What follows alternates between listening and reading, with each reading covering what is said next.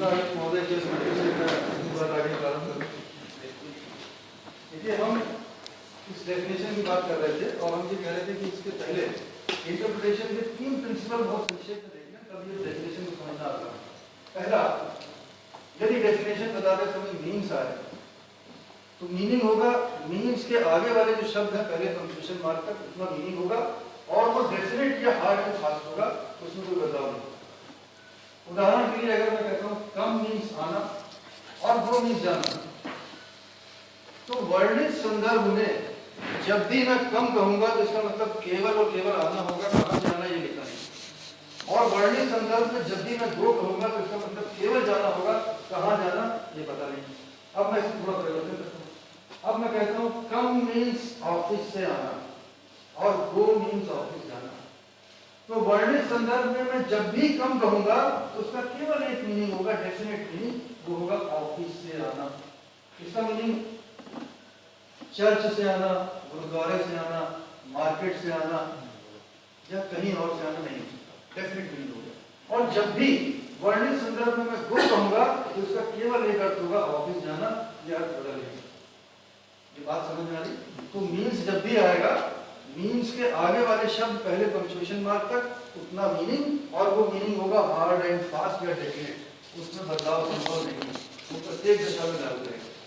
दूसरा प्रिंसिपल, किसी डेफिनेशन को विस्तार देने के 2 तरीके होते हैं, इंक्लूसिव मेथड और एक्सक्लूसिव मेथड। इंक्लूसिव मेथड से जब विस्तार दिया जाता है तो शब्द प्रयोग होता है इंक्लूडिंग, और एक्सक्लूसिव मेथड से जब विस्तार दिया जाता है तो शब्द होता है एक्सक्लूडिंग।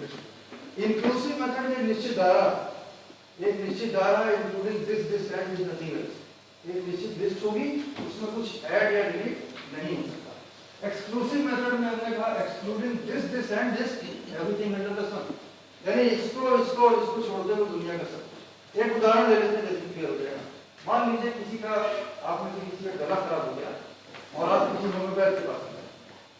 होम्योपैथ से तो पूर्वाग्रह नहीं होते, मैंने उदाहरण इसलिए लिया क्योंकि जनरली देखा गया कि जो सीनियर जो होम्योपैथ थे वो परहेज बहुत करते।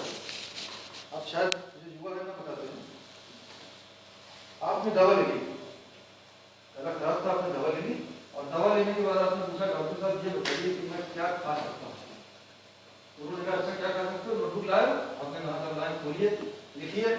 लिखाना शुरू किया था, 18 दाने लिखा दी, 25 फल लिखा दिए। अरे आपने डॉक्टर साहब लिखना, फिर लिखिए, ऐसा सवाल है। 118 रुपये, 118 चीजें लिखा दी। अब जब भी आपको कुछ खाने की इच्छा हो तो नोटबुक निकालिए, अगर 118 में खा लीजिए और 118 में नहीं तो मन महसूस करें।